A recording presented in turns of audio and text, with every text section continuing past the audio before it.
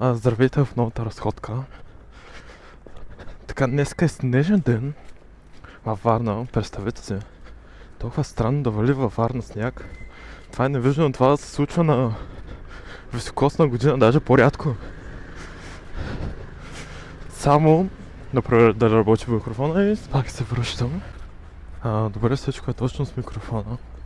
Само леко се чува как дишам.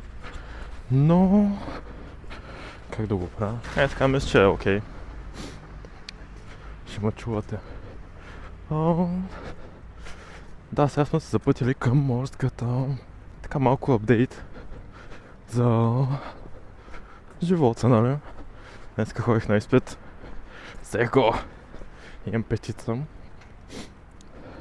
Което е супер, защото аз не съм полагал твърде много усилия за този предмет.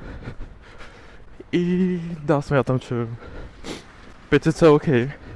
Много ми хареса, когато вали сняг и да се разхождам. Но да не е такава снежна буря, а да е просто да се вали снега и да се разхождаш. Защото ако духа вятър, то снежинките влизат в очите и тогава е гадно. Или пък ако е не чак толкова студено, вали сняг, пак е гадно. Много е красиво в морската. Помните ли да ви показах в първата разходка? Какво беше такова зелено, хубаво в морската? Сега е снежно. Гледайте. Буквално всичко е в сняг. Което много ми харесва. Дава такъв много интересен поглед над Варна. Варна не се вижда често така. Ето да се полюбувате. Иначе ще да говоря за някакви неща, дейт от предните теми. Много е красиво.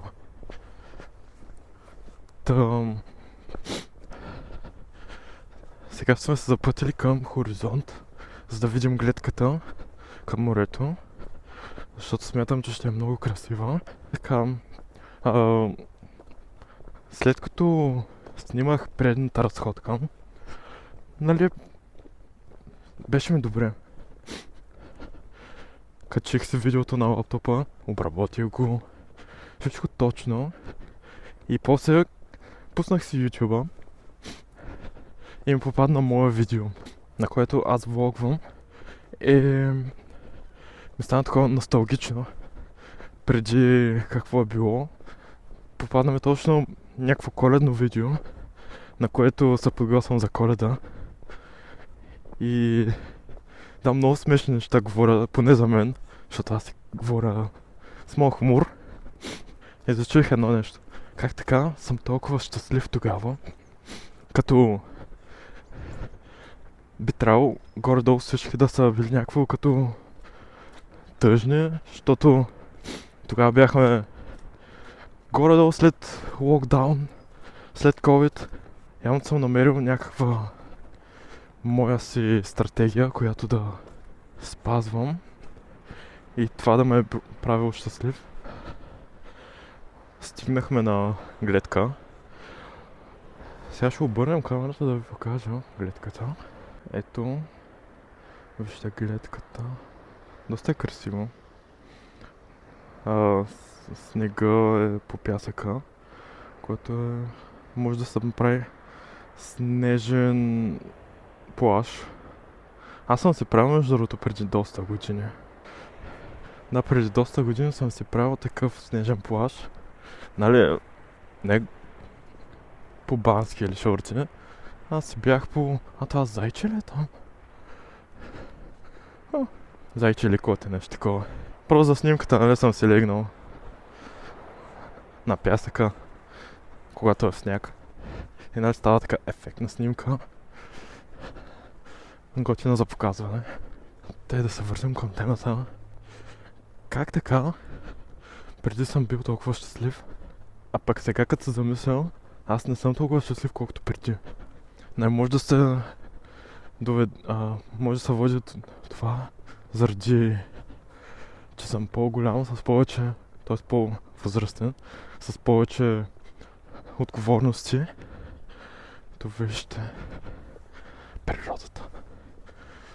с повече отговорности, но ми харесват тези отговорности.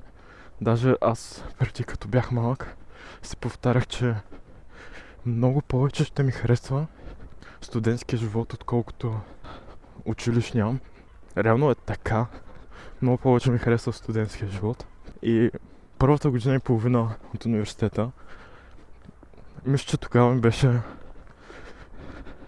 най-щастливото време, което помня. Тогава мисля, че правих доста неща. Ходих на всяка лекция и всяко упражнение на университета.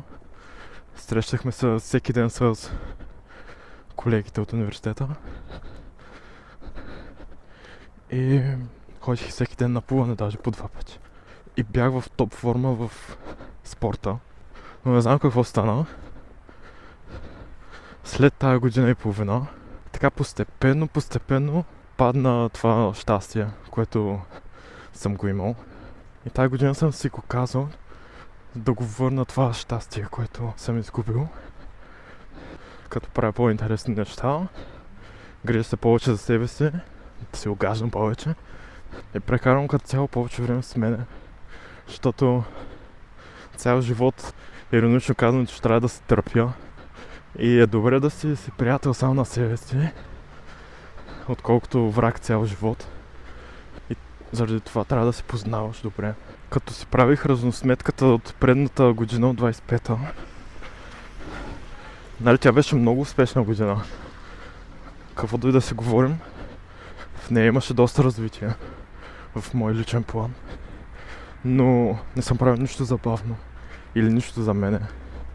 Реално съм правил само неща за кариера, което няма лошо, но трябва и да живота да заживее. Казвам по този начин. Не всичко е работа и развитие. Трябва да сме щастливи с живота, който живеем и да ни